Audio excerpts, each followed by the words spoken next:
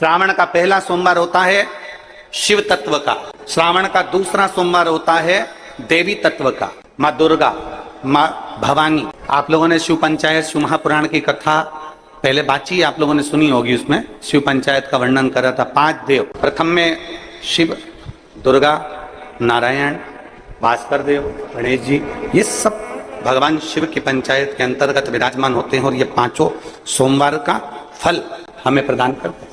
एक एक सोमवार की महत्वता है, एक एक सोमवार का क्रम है। कई माताएं उस क्रम को धारण भी करती हैं, ऐसा नहीं कि कई माताएं नहीं करती हैं, सबका अपना अपना नियम होता है।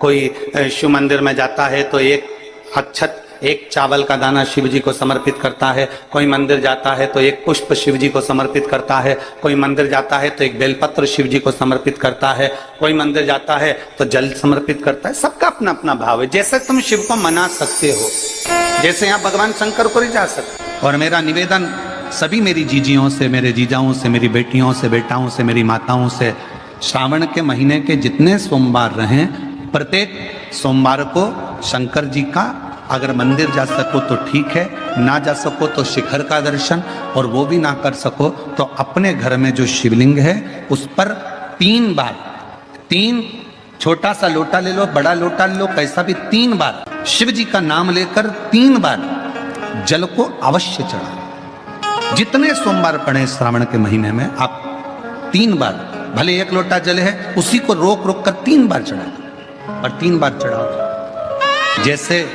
शिव मंदिर में 3 ताली का नियम है, सावन महीने में 3 लोटा अर्थात 2 लोटा जल पर रुककर 3 बार अगर जल चढ़ाया जाता है तो ब्रह्मा, विष्णु और महेश उस जल को स्वीकार कर कर तेरे घर का भंडार भर देते। 3 बार जल। गंगा जल का प्रयोग एक तो पितरों के लिए, दूसरा श्रावण के महीने में किसी भी एक सोमवार को अगर व्यापार नहीं चल रहा है, नौकरी नहीं मिल रही है, तो कोई तकलीफ आ रही है, तो कोई कष्ट आ रहा है, कोई रोग बढ़ रहा है, डॉक्टर से ऐसा लग रहा है कि ये बड़ी बीमारी बताने वाला है, शरीर में कोई गांठ पड़ गई है और वो जांच के लिए गई है, तो बिल्कुल श्रावण के महीने में किसी भी एक सोमवार को गंगा जल लेकर जाइए शिव मंदिर में। शंकर जी के मंदिर में थोड़ा सा गंगा जल नंदी को समर्पित कर कर, थोड़ा अशोक सुंदरी को समर्पित कर कर, थोड़ा गणेश और कार्तिकेय को समर्पित कर कर, थोड़ा सा गंगा जल जया, विषहरा, शामरीवारी, दौतली और देव को समर्पित कर कर, थोड़ा सा गंगा जल शिवलिंग पर समर्पित कर दो। उस गंगा जल को वापिस झेल कर लेकर आओ। 3 दिन तक लगातार उस गंगा जल को पीना प्रारंभ करो। उसके बाद जांच के लिए आप कहीं पर भी जाइए, बाबा कृपा जरूर करेगा, ये निश्चित था। उस गंगा जल की प्रधानता, उस गंगा जल का एक गौ माता, गौ, गंगा और संत, ब्राह्मण, साधु, सन्यासी, सात्वित्ववान नारी, कन्या, स्त्री, इनका जो महत्व है उसको जान गए तो जिंदगी सार्थक हो।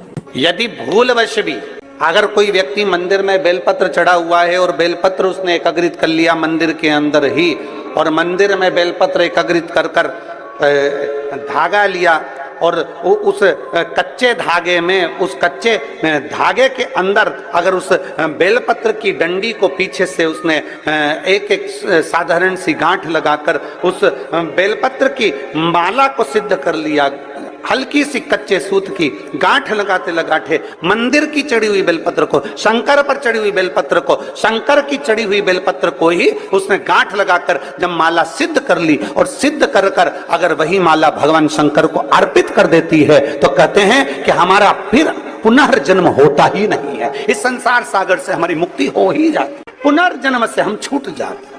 जैसे जगत गुरु शंकराचार्य जी कहते हैं पुनरपि जननम पुनरपि मरणम, उस प्रपंच से छुटकारा। अब कई लोग ऐसे होते हैं कि वो पत्ती में छेद कर देते हैं। नहीं, शिव महापुराण की कथा कहती है चाहे बेलपत्र हो, चाहे तुलसी पत्र हो, चाहे बेलपत्र हो, चाहे तुलसी पत्र हो, इन दोनों पत्ती के अंदर सुई को नहीं पिरोना चाहिए। बेलपत्र के अंदर भी सुई को नहीं डाला जाता और तुलसी पत्र के अंदर भी सुई को नहीं डाला जाता, दोनों पत्र में। हाँ, कच्चे धागे से आप उसमें डंडी में गांठ लगाकर भगवान शंकर को माला धारण कर सकते हो, पर कौन सी बेलपत्र? फिर से बोलो जरा जम के, कौन सी बेलपत्र? जम के आवाज आना चाहिए। जो शंकर भगवान पर चढ़ी हुई है वही बेल। धोया, माला सिद्ध करी और वही माला मेरे देव अधिदेव महादेव को समर्पित कर दी। वही माला। आप में से कई माताएं ऐसी बैठी है जो सावन के सोमवार का व्रत करती हैं। अब आप में से और हम में से कई माताएं बहन भाई ऐसे होंगे जो व्रत करे होंगे तो उन्होंने एक टाइम फलाहार किया होगा, एक टाइम जम के बोलो भोजन किया होगा। आप में से कई लोग ऐसे होंगे जिन्होंने एक टाइम फलाहार करा तो दूसरे समय पर भी फलाहार किया होगा। आप में से कुछ लोग ऐसे होंगे जो एक टाइम केवल फलाहार करे होंगे, दूसरे समय कुछ भी नहीं लिया। बोलो बोलो, सही है कि गलत है? अब ईमानदारी से बोलना।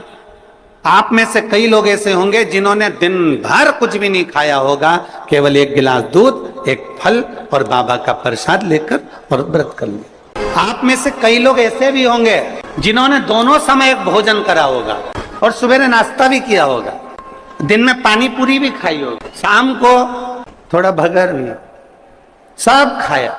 अब जरा बहुत बहुत गहन चिंतन वाला विषय है, जरा ध्यान दीजिएगा। एक व्रत करा, एक टाइम भोजन, एक टाइम फलाहार, एक ने व्रत करा दोनों समय फलाहार, एक ने व्रत किया कि मैं कुछ नहीं खाऊंगा, एक फल, एक गिलास दूध, एक ने सब कुछ खाया, मतलब दिन भर भोजन कर, दिन भर भोजन कर। अब जो एक समय फलाहार कर रहा है वो भी शंकर का भगत है, जो एक दोनों समय फलाहार कर रहा है वो भी शिव का भगत है, जो एक फल ले रहा है और एक गिलास दूध ले रहा है वो भी शिव का भगत है, और जो दोनों समय भोजन कर रहा है वो भी शिव का भगत है। अब शंकर जी से पूछा जाए कि इनमें से तुम मुक्ति किसको दोगे, इनमें से तुम मोक्ष किसको दोगे, इनमें से सबसे पहले तुम किसकी सुनोगे, किसकी सुनोगे? तो भगवान देव महादेव का चरित्र कहता है माता पार्वती से, पार्वती भले तुम भूखे रहो मत रहो, पर इतना जरूर करो कि किसी का दिल ना दुखे तो मैं प्रसन्न हो जाता हूं और वर प्रदान। तुमने व्रत किया ना किया, तुमने साधना करी ना करी, तुमने तप किया ना किया, तुमने उपास किया ना किया, पर इतना जरूर करो कि जिस दिन तुम्हारा व्रत, जिस दिन तुम्हारा उपवास है उस दिन तुम्हारे मुख से अपशब्द ना निकले, जिस दिन तुम्हारा व्रत है उस दिन तुम्हारे मुख से आड़ा टेढ़ा ना निकले, जिस दिन तुम्हारा व्रत है उस दिन तुम अपने पिता, पति और परमात्मा, इन तीन के झूठे बर्तन अवश्य घिसे, अवश्य मांझे। घर के सारे बर्तन, बर्तन मांजने वाली कोई आए वो मांजे, मना नहीं है, पर 3 बर्तन अपने को खुद मांजना चाहिए।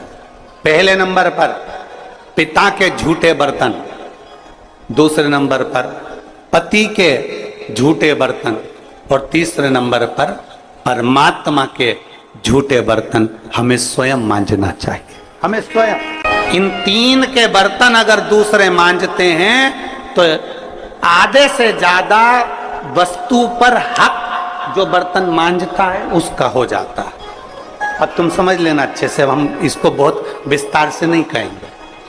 मालूम पड़े पिता के झूठे बर्तन अगर आप मांज रहे हो, पिता के सामने आप झूठे बर्तन उठा रहे हो, पिता के सामने आप बर्तन लेकर जा रहे हो, पिता के सामने आप उनके बर्तनों को मांज रहे हो, पिता के सामने आप उनके बर्तन उनके कमरे में उठाने जा रहे हो, पिता के सामने आप उनके झूठे बर्तन लेकर घिस रहे हो, मांज रहे हो, साफ कर रहे हो, तो पिता आपको देखेंगे, देखेंगे तो उनके मन में आएगा मेरी बहू कितनी अच्छी है, देखो सारे बर्तन वो मांजने वाली मांजती है पर मेरा झूठा बर्तन मेरी बहू मांजती है। तो पिता अपनी तिजोरी का माल निकाल के चुपचाप से तुमको दे, ये मेरी बहू है। सारे बर्तन दूसरे मांजते हैं पर मेरी बहू मेरे बर्तन मांजती है, मेरी